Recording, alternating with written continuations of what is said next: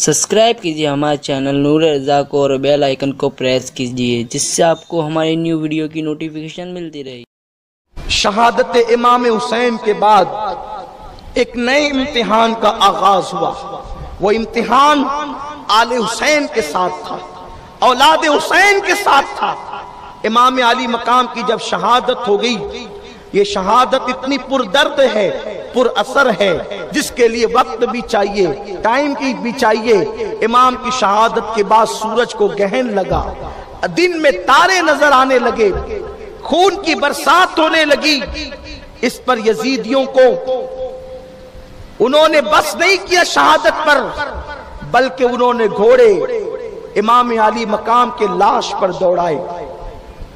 شہداء کی لاشوں پر گھوڑوں کی ٹاپوں سے شہداء کے لاشوں کو انہوں نے کچلا، حتیٰ کہ ننھا سا معصوم بچہ علی اصغر جو 6 مہینے کا شہزادہ تھا، اس کی لاش پر بھی لوگوں نے گھوڑے دوڑا دیے۔ امام علی مقام کے بچوں کے ساتھ یہ سلوک کیا گیا۔ اسی پر بس نہیں کیا گیا، بلکہ اللہ اکبر، بیویاں تھی وہ تو حیران پریشان تھی۔ کل رات جن کے خیمے نوجوان بیٹوں سے، بھتیجوں سے، بھائیوں سے بھرے بھرے نظر آتے تھے، آج کیسی شام غریبہ آ گئی، آج 10 محرم کی کیسی شام آئی کہ ان کے سارے خیمے خالی ہو گئے، اور ان خالی خیموں کو یزیدیوں نے آگ لگا دی۔ جب آگ لگی، وہ بیویاں آگ کے ڈر سے جب خیموں سے باہر نکلی تو ان بیویوں کے دوپٹے انہوں نے چھیننا شروع کیے، حتیٰ کہ امام حسین کی 7 سال کی بچی تھی۔ اس 7 سال کی بچی کا نام سیدہ سکینہ تھا۔ شہزادی سکینہ کے کان سے انہوں نے بالیاں کھینچی، اور ایسی بالیاں کھینچی کہ اللہ اکبر، سکینہ کے کان کٹ گئے۔ جب سکینہ نے کہا بدبختوں، تمہیں نہیں پتا ہم نبی کی اہل بیت ہے، اور ہمارا دل دکھانے سے نبی ناراض ہوتے ہیں، نبی کا دل دکھتا ہے، قیامت میں کیا جواب دو گی اللہ کو؟ اس بچی نے جب احتجاج کیا اور ان کو نصیحت کی کہ تم نے ایسی بالیاں کھینچی کہ میرے کان کٹ گئے، تو ان ظالموں نے معافی مانگنے کی بجائے سکینہ کے چہرے پہ تماچے مارنے شروع کیے، اس بچی کے گالوں پہ تماچے مارے۔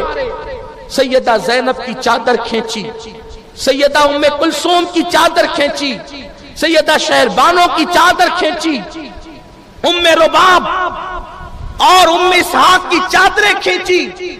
امام علی مقام کی بیویوں کے ساتھ انہوں نے یہ سلوک کیا، اور اس کے بعد وہ سب لوٹ مار کر کے جب سکون پا گئے تو انہوں نے اونٹ ذبح کیا جشن حسین میں کہ حسین کو ہم نے قتل کر دیا۔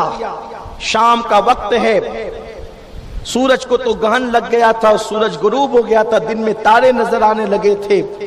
شام ہوئی، وہ شام غریبہ ہیں۔ آج سے 1377 سال پہلے کی محرم شریف کی 10 تاریخ کے بعد جو 11ویں شب آئی، وہ شام غریبہ کہلاتی ہے۔ امام علی مقام کی لاش پر گھوڑے دوڑ چکے، علی اکبر کی لاش پہ گھوڑے دوڑ چکے، عباس و قاسم کی لاش پہ گھوڑے دوڑ چکے، بے گور و کفن نبی کے شہزادے کربلا کے میدان میں پڑے ہوئے ہیں۔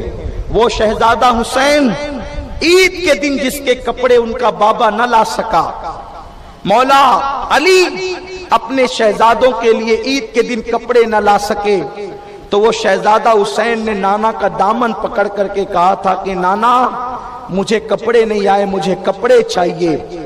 تو رسول پاک نے فرمایا تھا بیٹے صبر کرو۔ تو امام علی مقام نے کہا تھا غلاموں کے بیٹے کپڑے پہنے، نبی کا نواسہ عید کے دن کپڑے نہ پہنے۔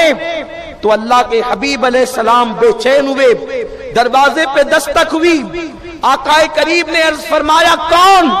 عرض کیا گیا یا رسول اللہ آج حسین کا درزی آیا ہے اور کپڑے لے کر کے آیا ہے۔ آقا کریم نے مسکرا کر دروازہ کھولا تو وہ درزی مدینہ منورہ کا رہنے والا نہیں بلکہ وہ سدرہ کا رہنے والا جبریل تھا جو حسین کا درزی بن کر آیا تھا۔ عید میں کپڑے نہ آئے تو جس کے لیے جنت کا جوڑا آتا تھا، जन्नत के जोड़े इसलिए भेजे थे खुदा ने ताकि जब हुसैन बेगोरो कफन पड़ा रहे तो कोई हुसैन को बेकसो बेबस न समझे। बचपन में हुसैन की अजमत बता दी थी कि ये मांग ले तो इसके लिए जन्नत से कपड़े आते हैं, लेकिन आज हुसैन बेगोरो कफन इसलिए पड़ा है कि हुसैन का इम्तिहान है। हुसैन बेकफन होकर हुसैन ने इस्लाम को कफन के अंदर आने से बचा लिया है, वरना लोगों ने तो इस्लाम का कफन भी तैयार कर लिया था और इस्लाम को दफन करना चाहते थे। हुसैन ने कहा मैं बेगोरो कफन पड़ा रहूंगा लेकिन इस्लाम की आबरू को बचा लूंगा। अल्लाह अकबर। इमाम आली मकाम की ये कैफियत सैयदा ज़ैनब ने देखी तो यही आपने कहा वाह मुहम्मदा या मुहम्मदा, वाह मुहम्मदा या मुहम्मदा, या रसूल अल्लाह हमारी मदद कीजिए, या रसूल अल्लाह हमारी खबर लीजिए, या रसूल अल्लाह ये वही हुसैन है जिसके लिए जन्नत से कपड़े आते थे, आज हुसैन के लिए कफन तक मयस्सर नहीं और आपकी आंखों में आंसू आ गए।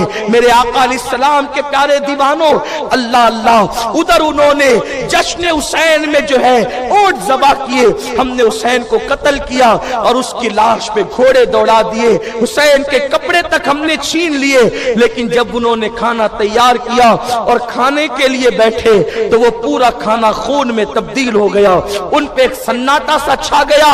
अब वो लोग डरे सहमे उधर ही बैठे रहे।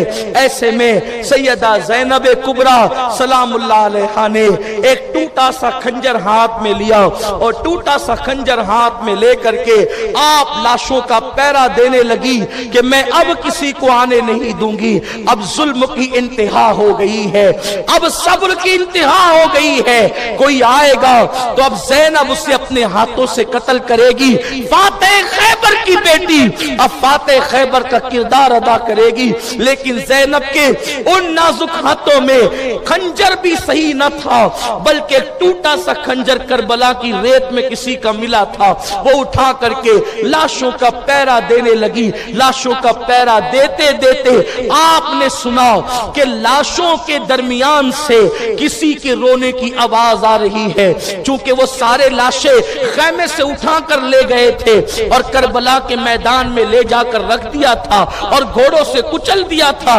लाशें अंधेरे में पहचान में नहीं आती थी कि किसकी लाश कौन सी है, लेकिन लाशों के दरमियान से किसी के रोने की आवाज आती थी। वो करबला एक जंगल था, उन दिनों आज से 1377 साल पहले वो एक जंगल था, वहां या तो फुरात की मौजों की आवाज थी, फुरात के बहने की आवाज थी, या जंगल के दरिंदों के धाड़ने की आवाज थी, या फिर जो है इतना सन्नाटा था कि इंसान अपनी सांसें खुद सुन सकता था।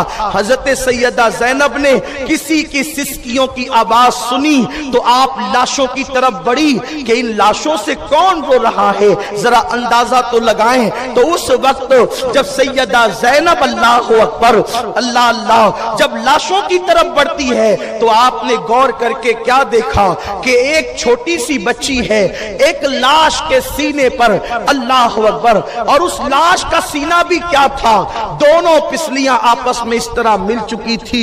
उस लाश पर सर रखकर एक बच्ची रो रही है। ध्यान से देखा तो वो बच्ची कोई और न थी, वो सैयदा सकीना थी जो सर रख करके रो रो करके कहती, बाबा कल तक के मुझे सोने के लिए आपका सीना मिला करता था, लेकिन आज तो आपकी सकीना के लिए बिस्तर भी मौजूद नहीं। नबी की बेटियां जिनके दुपट्टों को कभी चांदो सूरज ने न देखा, आज वो खुले आसमान के नीचे दुपट्टे छीन करके डाल दी गई हैं, उनका कोई पुरसाने हाल नहीं। मेरे बाबा आज तो सकीना के लिए आपका सीना तो दूर की बात है, मुझे तो बिस्तर भी नसीब नहीं। सैयदा सकीना की इन आओ फुगा को सुनकर ज़ैनब ने उस बच्ची को उठाया, अपने सीने से लगाया और सीने से लगा करके सैयदा ज़ैनब कहती है, बेटी अंधेरे में बड़े बड़ों को ये लाशें समझ में नहीं आते कि कौन सा लाशा किसका है, तूने कैसे पहचाना कि ये लाशा तेरे बाबा हुसैन का है और सही पहचाना कि ये लाशा حسین کا ہے۔ تو سکینہ کہتی ہے پھوپھی جب تم خنجر لے کر کے پیرا دینے لگی تو مجھے نیند کا غلبہ ہونے لگا، تو مجھے میرے بابا کا سینہ یاد آ گیا، تو میں لاشوں کی طرف آئی اور میں نے کہا بابا تم کہاں ہو تاکہ میں تمہارے سینے پہ سر رکھ کے سو جاؤں۔ تو پھوپھی اسی لاشے سے آواز آئی تھی سکینہ تیرا بابا حسین یہاں ہے، تو میں یہاں پر چلی آئی۔ اللہ اکبر، سکینہ کو اٹھا کر کے لایا، سکینہ روتے روتے بے ہوش ہو گئی اور سیدہ زینب اسی طرح کا پیرا دینے لگی۔ ایک سایہ آپ نے دیکھا کہ تیزی کے ساتھ ایک سایہ جو ہے وہ میدان میں بڑھتا چلا آ رہا ہے۔ سیدہ سکینہ نے ٹوٹا سا خنجر پھر تان دیا اور اس کے بعد کا خبردار سب تو لوٹ چکے ہو، شہزادیوں کے کپڑے بھی تم چھین کر لے گئے ہو، علی اصغر کا جھولا تک نہیں رکھا، تم نے خیمے تک جلا دیے ہیں، تم نے سکینہ کی بالیاں تک چھین لی ہے، اب کیا رہ گیا ہے جو لوٹنے کے لیے آئے ہو؟ ظالموں کچھ تو شرم کرو۔ آپ یہ فرما رہی تھی کہ وہ سایہ آگے بڑھ رہا تھا، آپ نے کہا اب آگے قدم نہ اٹھانا ورنہ خبردار میں تجھے قتل کر دوں گی، یاد رکھ میرے ہاتھوں سے قتل نہ ہونا۔ تو اس سائے سے ایک آواز نکلی، بی بی میں کوئی غیر نہیں ہوں، میں اہل